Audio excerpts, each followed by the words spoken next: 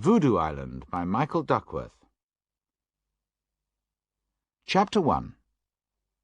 Island in the Sun. James Conway put away his business papers and sat back in his seat. He looked out of the aeroplane window down at the warm blue sea below. Far away, in the bright sun, there were the long white beaches of the island of Haiti. Behind them, he could just see the small wooden houses and the deep green leaves of the coconut trees, which were moving lazily in the soft afternoon wind. "It looks beautiful, doesn't it?" Conway looked at the woman sitting next to him. "Very nice," he answered. "Is this your first visit to Haiti?" the woman asked. "Yes, but I'm not here as a visitor," said Conway. "I have a building company. It's called Conway Construction. My company has offices all over the world, America, Europe, Africa. We're very big in Australia, too. Everyone in Australia has heard the name Conway. I'm coming to get an office here, buy some land, build a few hotels, you know. The land is very cheap here. You can buy a piece of land to build a small town on for a few $1,000s. Sorry, I don't know your name. I'm Mr. Conway, James Conway. Just call me Conway." "I'm Karen Jackson." "Nice to meet you, Karen. What do you do? Have you got a job, or are you married?" "I'm at Harvard University." "From the university? Are you a secretary there?" "No, I'm a doctor. I'm teaching medicine." "A doctor? That's interesting. What are you doing here in Haiti? Are you on holiday? I know you teachers get long holidays." Karen Jackson was beginning to dislike the man. "No," she said. "I'm going to work in the hospital at Port-au-Prince. And while I'm here, I'm going to do some work for my book." "Are you writing a book? What is it about?" "Voodoo." "Voodoo?" laughed Conway. "Are you telling me that someone is paying you to come here and write about voodoo? I know Haiti is not America, but voodoo? I thought people stopped believing in that years ago." "Oh, no," said Karen. "People still believe in it. You see, it works, and it can be very dangerous." "Surely you don't believe in voodoo, do you?" "Yes, I do. We don't really understand voodoo in America. Most people think it's magic. They think it can kill people." "That's right. I remember hearing about it. People who use voodoo get a picture of a person or make a doll, don't they? Then they put pins or knives into it, and the person feels terrible pain." "Yes, that's right," Karen answered. "I have a photograph here in one of my books about voodoo. Look, there's one of the dolls. It's not a child's doll. It's made from coconuts. You see, the face is a coconut, and someone has drawn eyes, a nose, and a mouth on it. And look, there's a pin in the doll's stomach. A few days later, the man came to hospital because his stomach hurt. He knew that someone was using voodoo against him. The pain was terrible, but the doctors couldn't find anything wrong with him. In the end, he died." Conway was surprised. "So you think that was magic because there was no reason for it?" he said. But you're a doctor, aren't you? You don't believe in magic, do you?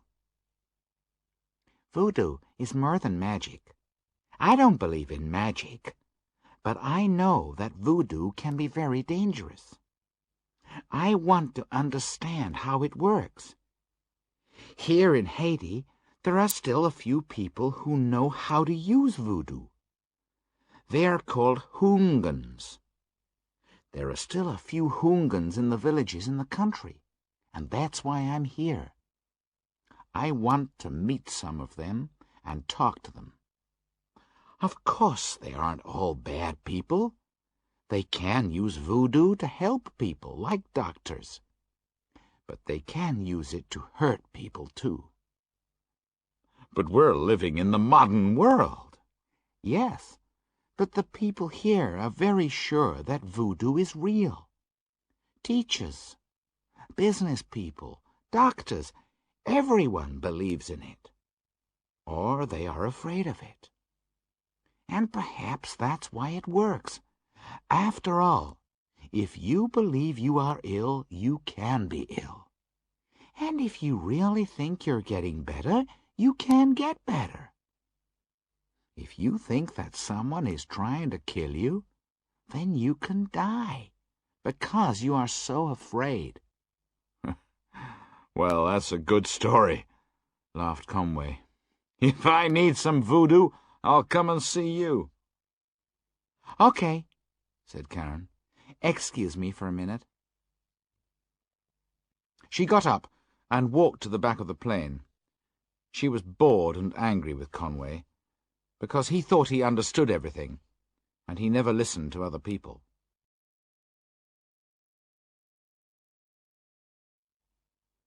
Chapter 2.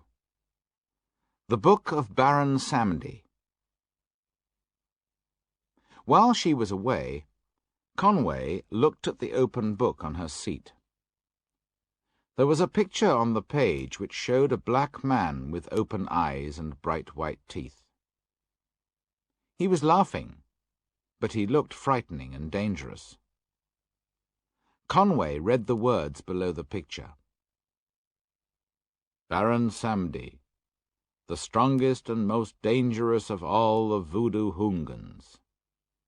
No one knows who Baron Samedi is, but they believe he is both dead and alive. He lives in 2 different worlds. Many people are so frightened of him that they are afraid to say his name. Conway looked at the picture. Baron Samedi, he laughed. How can these people be so stupid? Still, it will be easy to make money if they think like children. A few minutes later, Karen came back. She picked up the book and put it in her bag. As she was sitting down, the lights in the aeroplane came on. We are going to arrive at Port-au-Prince Airport in a few minutes. Please stay in your seats and put out your cigarettes. The time in Haiti is 3:15. It is a warm day, and it is 30 degrees centigrade. We hope you have enjoyed flying with Air Haiti, and we hope that you will fly with us again. Thank you. Down below them, in the village of Bussy, not far from Port-au-Prince, Key was in his small wooden house among the trees. Outside, a few brown chickens were trying to find something to eat in the garden. There was not much rain in the summer, and the ground was dry and dusty. The old man Key was sitting by the window in the front room. Suddenly, he felt that something was wrong. In the garden, the wind blew harder, and the dust from the dry ground flew into the air. He stood up, went to the window, and looked out. I can feel danger, he thought. Someone bad is coming. He looked out into the trees, but he couldn't see anything. Then he looked up at the sky and saw the plane just before it went behind a cloud on its way to Port-au-Prince Airport.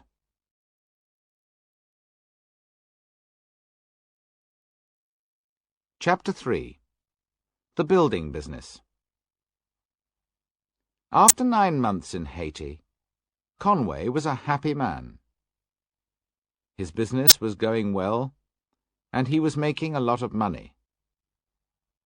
He had a large office in Port-au-Prince, a big house, and hundreds of people were working for him. He had some land near Port-au-Prince, and he was building a new town. There were already hundreds of new houses, and many people knew the name Conway Construction. But Conway had a problem, and he wanted to see a business friend, Jacques Remy.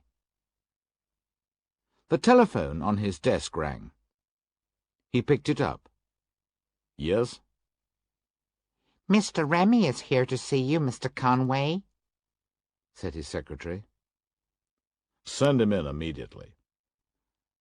A few moments later, Jacques Remy came into the room. Jacques, it's nice to see you. Thank you for coming. Sit down. Thanks, said Jacques. You said on the phone that you had a problem. Yes, said Conway. You helped me buy the land for the new town when I first came to Haiti. Some of the houses are ready, and people are living in them. But now I need more land. You can buy land anywhere, said Jacques. I know, but I want a piece of land near my houses. People will need shops, and perhaps I can build a hotel, too, and some more houses. What piece of land do you want? asked Jacques. Well, that's the problem. Conway took out a pencil and a piece of paper, and began to draw a map. Most of the houses are here, he said. Now, I can't build on the south or the east side of the houses because of the sea. On the north side, the land is no good. There is too much water in it. So I can only build on the west side. I can only build on this hill. Good, said Jacques. Buy the hill, and then you can build more houses on the other side, too. I want to, said Conway, but there's a problem. He went over to the desk and picked up a photograph. It was a photograph of a graveyard. He gave the photograph of the graveyard to Jacques. You see? It won't be easy. I want to build on the graveyard. Jacques looked at the photograph carefully. It's very old, he said, and that's good. If only a few people go there, perhaps you can buy it. But if it is new, and a lot of people go there, they will be angry, and it will be difficult to buy it. Go and look at the stones. Find out how old the place is. I'll talk to some friends. Perhaps they can help. Thank you very much, Jack. I won't forget this. It's nothing, said Jacques. Tell me how old the stones are, and I'll ring you again in a few days.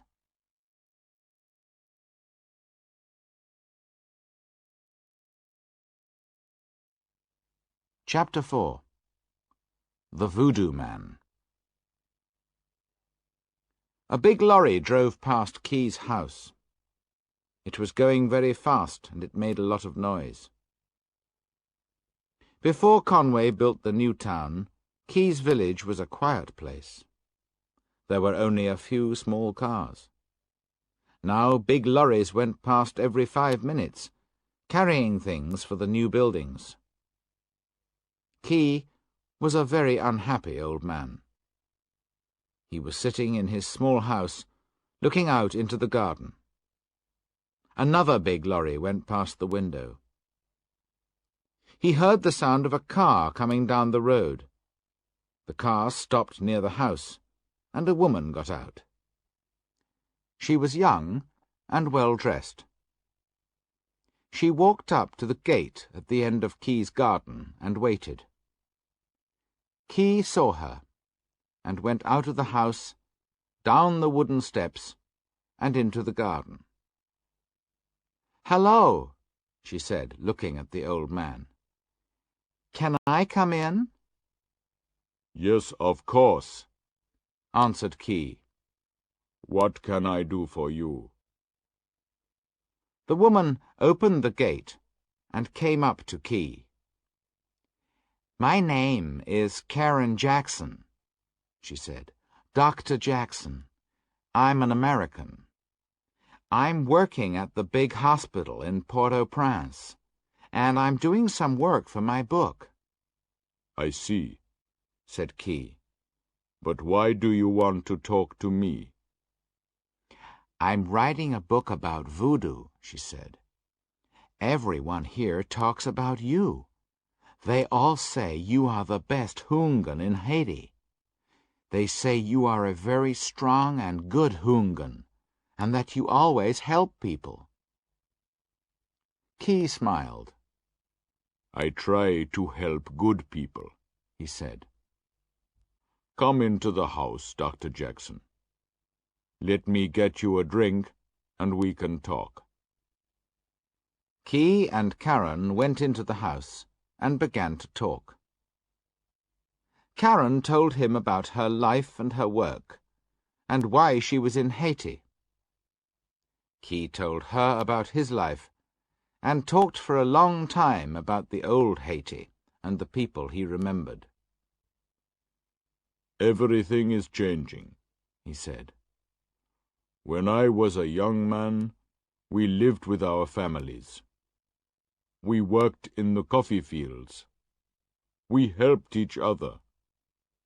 Friends were more important than money. People were good and kind. But everything is different now. Business people come from America and Europe and start banks and big companies. All the young men go to Port-au-Prince. They leave their villages and their families. They think about money all the time. They don't think about people." "Yes, I know," said Karen. "It's happening in America, too. But you can always find good people if you look for them." "I know," said Key, smiling. "You don't have to go back yet, do you?" "No, not yet. Why?" "There's something that I want to show you. It's a hill outside the village. I often go there when I'm unhappy or when I want to think. It's a graveyard, but it's very beautiful there, when the warm wind blows the leaves of the coconut trees."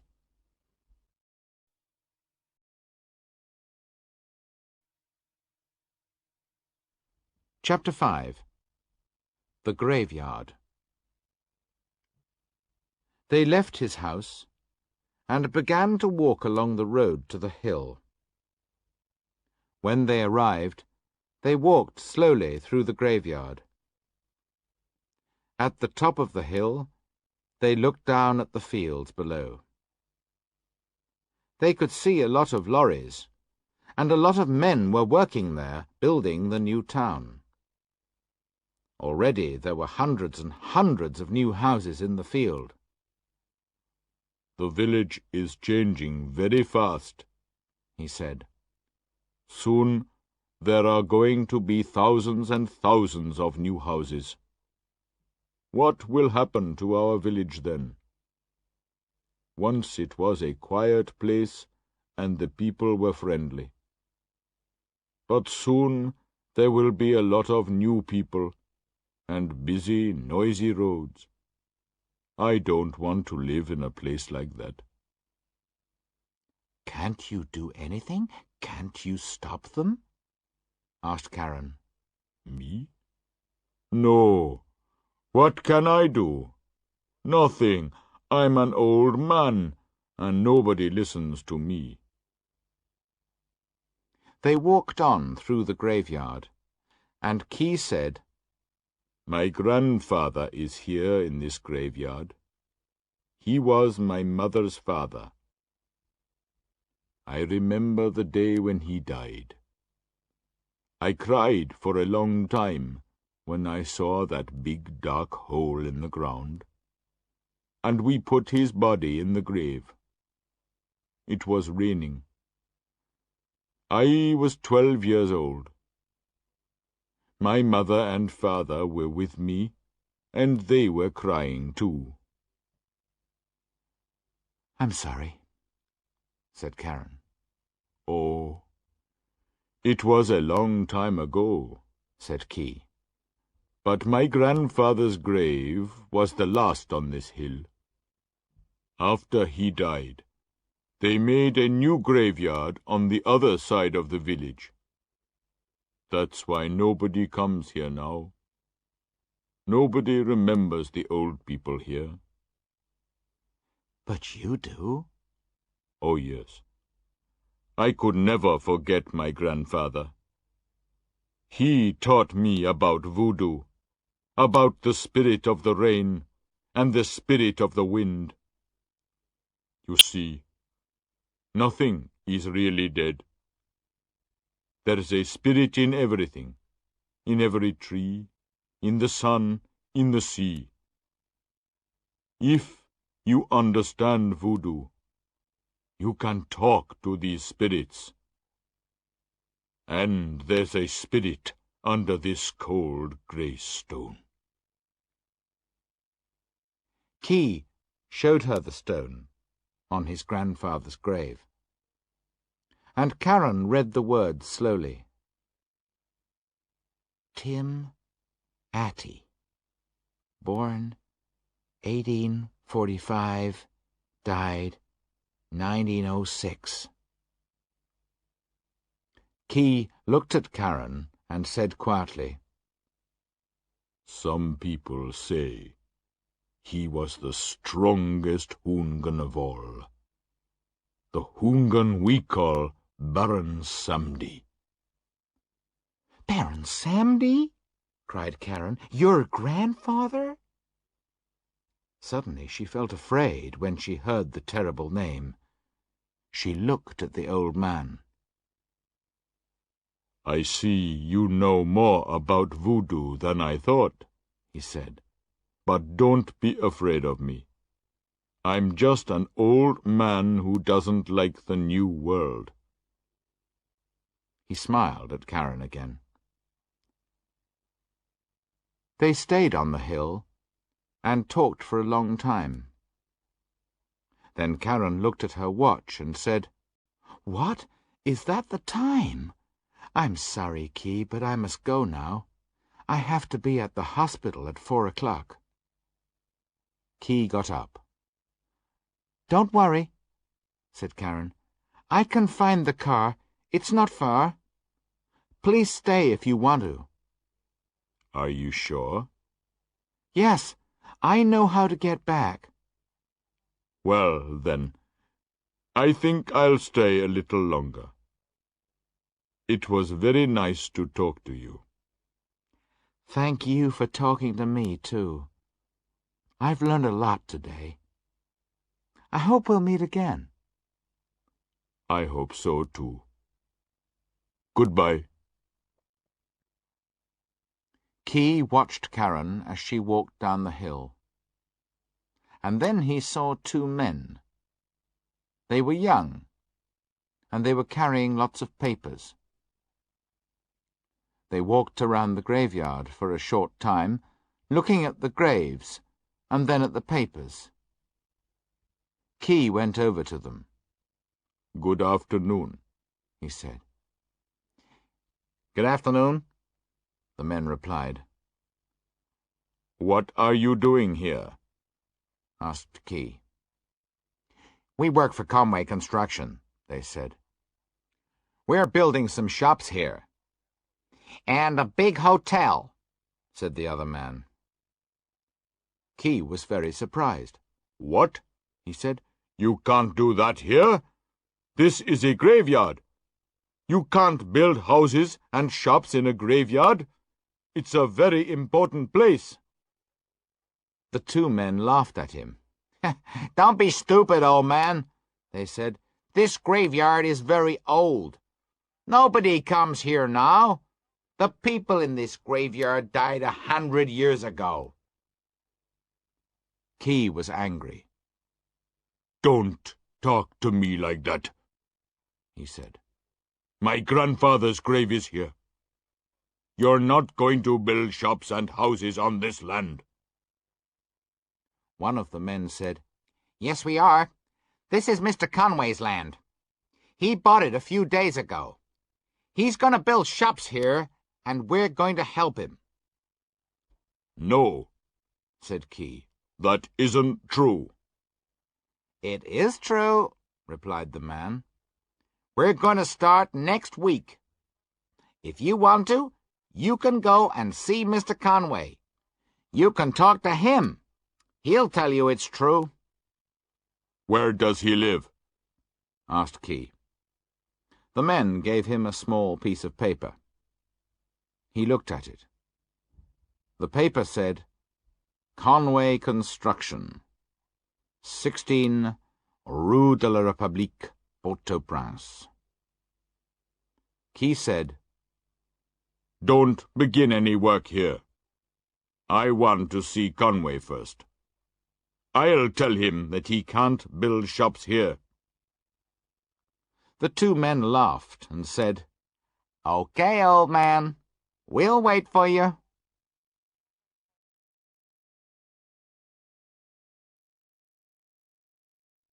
Chapter 6.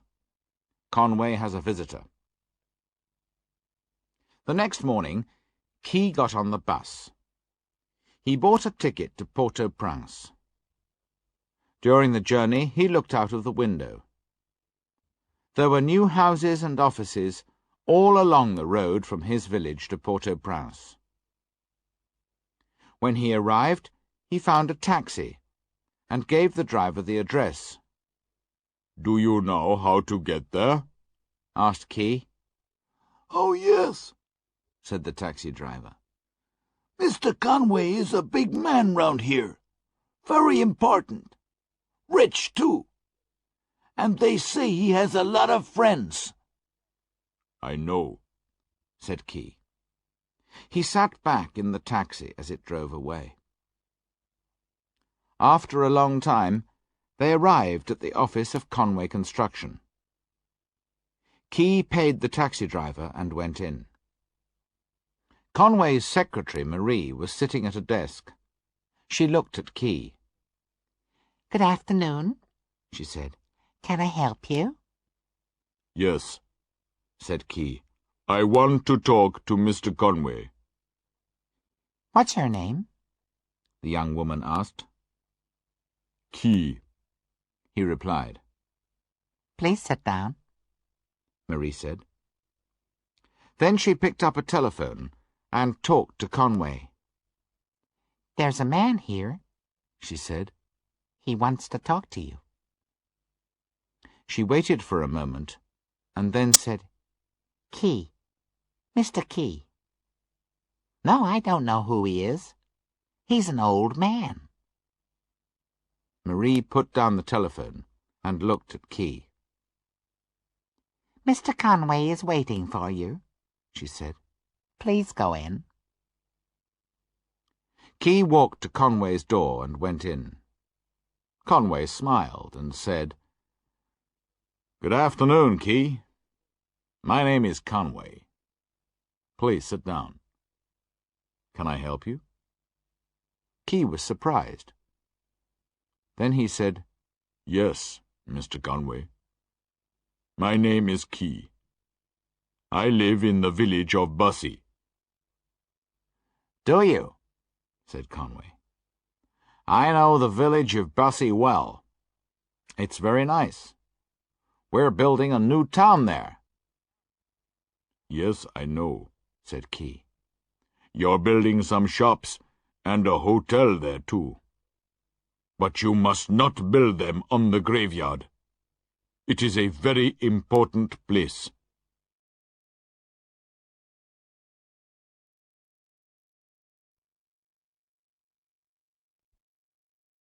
Chapter 7.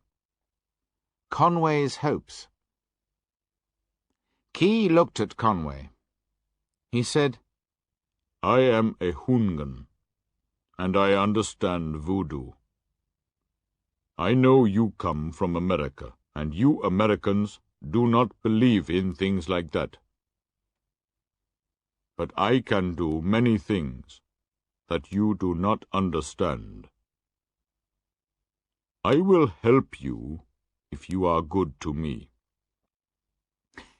You're very kind, said Conway, laughing at the old man. But I really don't think your voodoo can give me all the things I want in life. What do you want? I want a lot of things, said Conway. Tell me. I want to live in a big house with lots of rooms. That will not be difficult, said the old man. Oh, but I want more than that. I hate housework. I want lots of people to clean the rooms and bring me food. I want to have a lot of money in the bank. Oh, and I don't want to work. I want a lot of things, you see. All right, said Key. You can have those things. That's very kind of you, said Conway, laughing. Now I've got work to do. But Key sat quietly on his chair and smiled. I can see that you do not believe me, he said. You think I'm just an old man who doesn't want to see new shops and houses. Just wait for a few days, and you will see. I'll give you everything that you want. But you must not build shops and hotels in the graveyard. Do you understand? Yes, of course I understand, said Conway. He was beginning to get angry. I won't build shops and hotels there, and you will give me everything I want. Thank you very much for your help. Now, please, get out. I'm a busy man. Goodbye, said Key. Thank you for talking to me. But don't forget, Mr. Conway, you must not do these things. If you do, you'll be sorry. Yes, I understand. Now go, said Conway. Key turned and went to the door. For a moment, as the old man was walking out of the door, Conway remembered the face in the book on the plain. Suddenly, he felt cold and afraid. When Key left the room, Conway picked up the telephone. He talked to Marie. He was very, very angry. "Marie," he shouted, "why did you send that man to my office? He's mad. Coming in here talking about voodoo? Telling me he's going to give me a lot of money? I don't want to see him again. Do you understand? If you make a mistake like that again, you'll lose your job." "I'm very sorry," said Marie. "Good. Now I want to talk to Pierre and Henri. Get them on the telephone for me."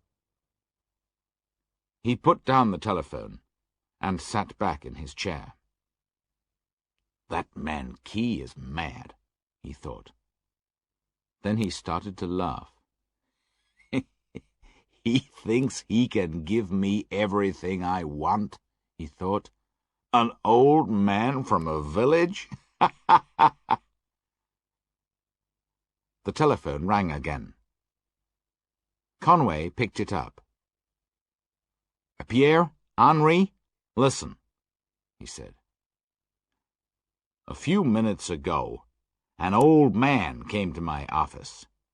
He doesn't want any shops or houses in the graveyard. It's possible he'll try to stop us. I don't know what he can do, but perhaps he'll go to the police.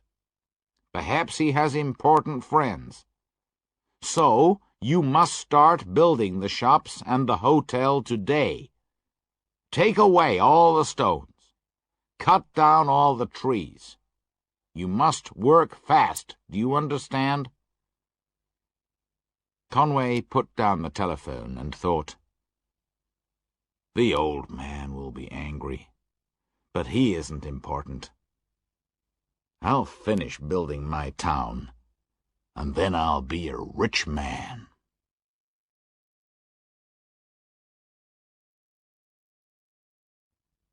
Chapter 8. The Spirit of the Wind and the Rain. For many weeks, Key did not go back to the graveyard. He thought, "I'm happy that I went to see Conway. He's a good man. He's not going to build shops and houses in the graveyard. The people in the graveyard are dead, but their spirits are not dead. The spirits will help him. The spirits will give him everything he wants. The spirit of the wind will bring him good luck, and the spirit of the rain will make him happy." But one afternoon, Key went back to the graveyard again. There were no trees. There were no stones. There were no graves. But there were a lot of men in the graveyard. They were from Conway Construction, and they were building the shops and the hotel. When Key saw what was happening, he became terribly angry. His face went white, and his hands began to shake. Key ran up to the men and said, "What's happening? Why are you building here in the graveyard?" The men laughed at him and said, Go away, old man. This isn't a graveyard anymore. We're building shops for the new town. Go back to your village and be quiet. Night came, and the village was very quiet. Key was alone outside his house. In the garden there was a small fire, and the yellow and orange flames danced in the dark, throwing strange black shapes across the ground. Key took a stick and drew a circle in the ground. He walked round and round the circle, singing a strange song. A long way away, he could hear the sound of some dogs howling at the night sky. Key began to talk very quietly. He said,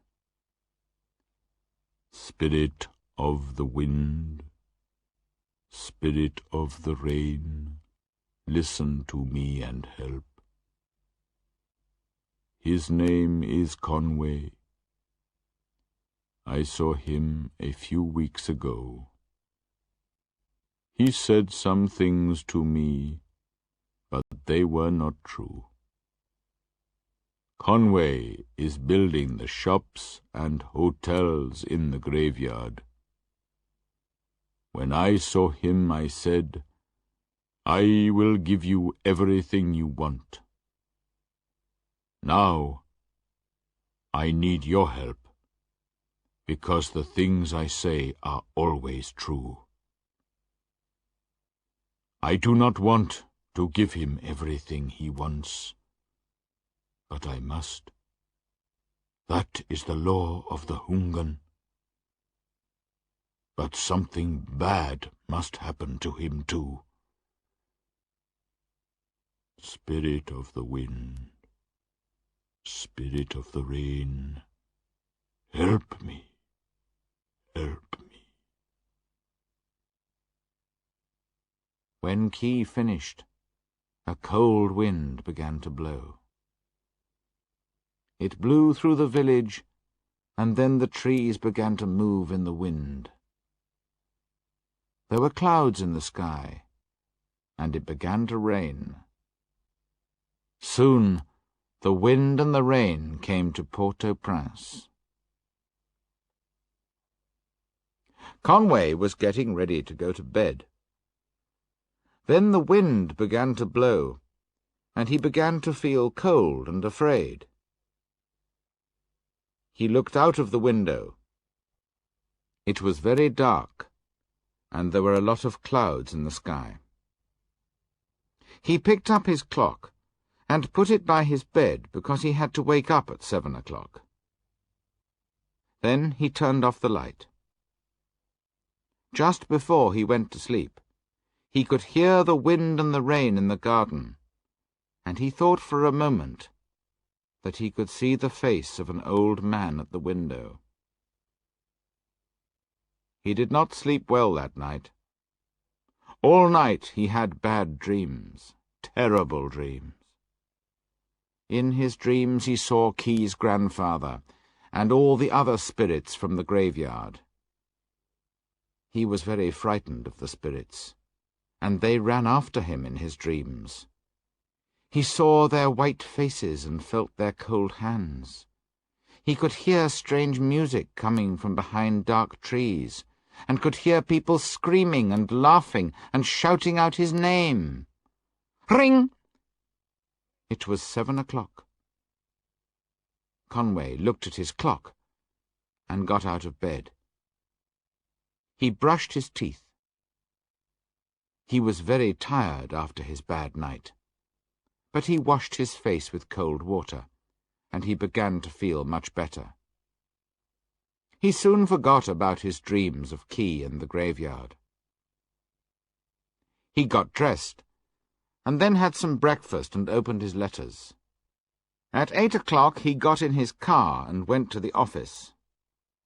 Marie was not there, so he opened the doors and made a cup of coffee. He went into his office and sat down. He was sitting behind the big desk in his office when the telephone rang. Ring! Conway woke up. He was in bed. He looked around the room. What's happening? He thought. Where am I? He picked up his clock. It was 7 o'clock. Conway thought, that was a dream again. In my dream, I got up and went to the office. But it was only a dream, and I'm still at home. How strange. I thought I was at the office. Conway got dressed and went to the office. When he went in, Marie was sitting at her desk. "Good morning, Marie," he said. Good morning, Mr. Conway, she said. How are you? "I'm fine," he said. "But I had a strange dream last night. In my dream, I woke up and came to the office. Then I woke up and I was at home." Well, she said, you're here now. This time you're not dreaming. Conway went into his office and started to work. There was a knock on the door. "Come in," said Conway. An old man came into the office. He looked at Conway and started laughing. "Hello, Conway," said the old man. "Do you know my name?" Conway looked at the old man and felt afraid. He knew the face. But where was it from? Whose face was it? Was it from the dream? Or was it from a picture in a book? Was it the face from Karen Jackson's book? "I am Key's grandfather," the old man said. And then he began to laugh and scream like a man who was mad. Suddenly the telephone rang. Ring! Conway woke up. He looked round the room. He was in bed.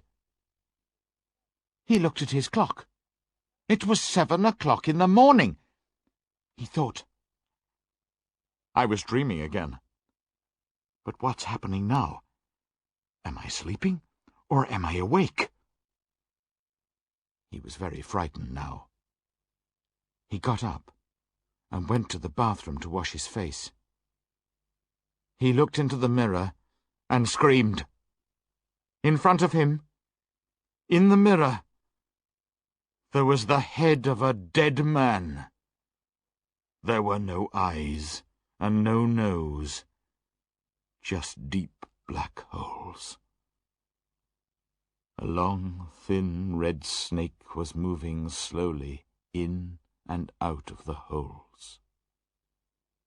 The snake looked at him with its 2 small, cold eyes, and moved through the open mouth and went round and round the neck and stopped. Then suddenly the head came alive. It had bright white teeth, there were fires in the eyes, and it began to laugh and scream. Then Conway remembered the face. In front of him was the face of Key's grandfather, the face of the terrible Voodoo Hungan, Baron Samedi, laughing at him. Ring! Conway woke up again. He was in bed. He looked at the clock. It was 7 o'clock. He started screaming.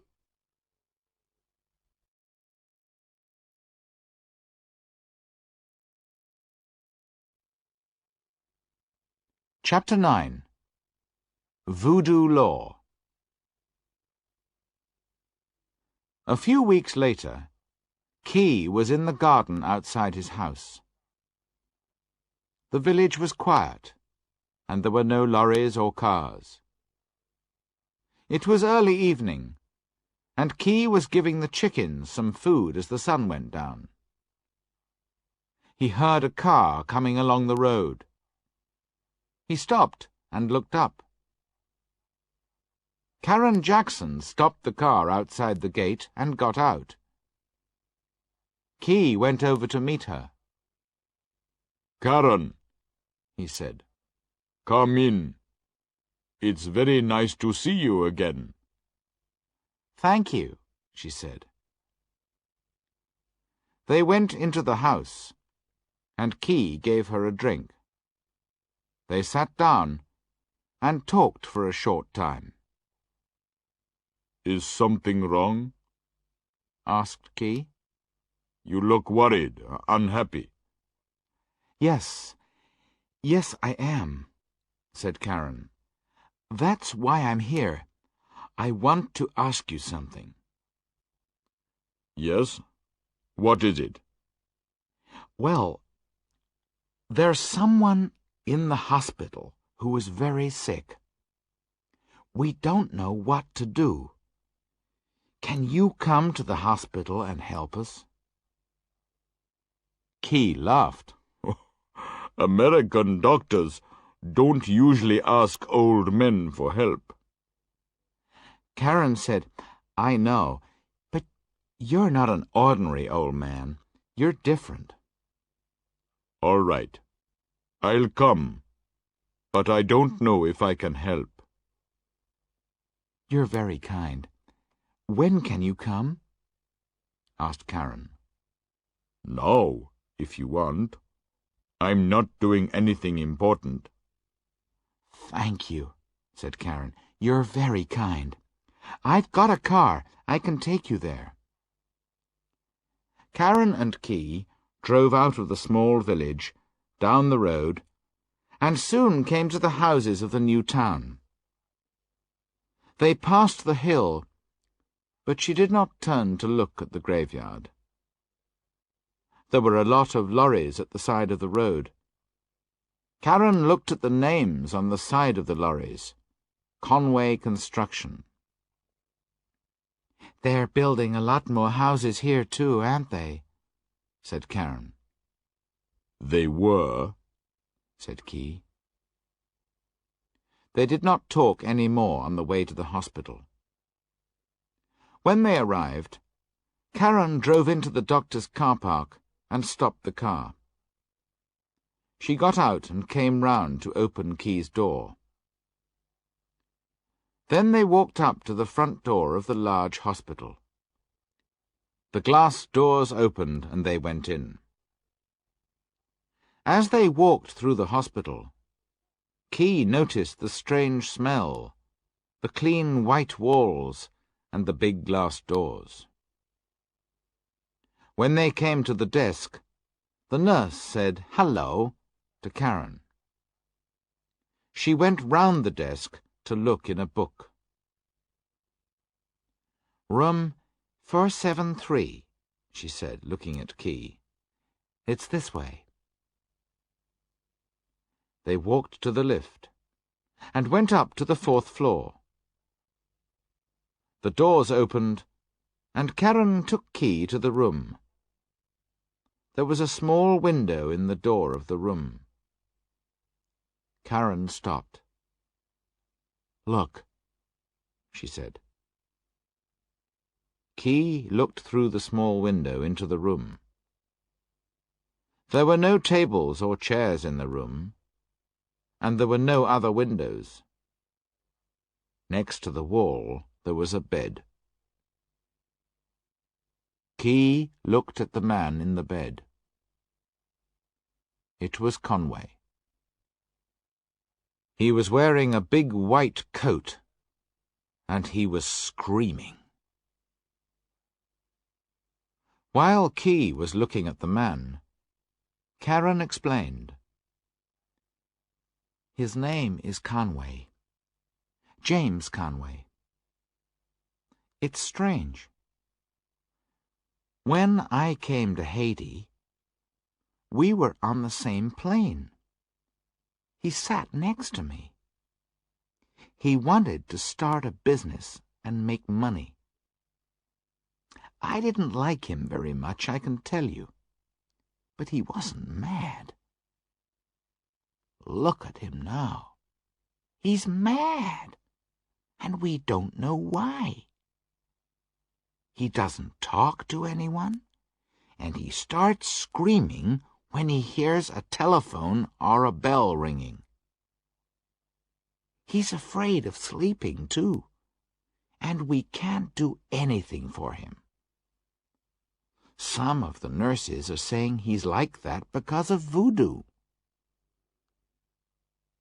Perhaps the nurses are right, said Key. Then he thought for a moment and began to smile. Can you help him? asked Karen. I'm sorry, said Key.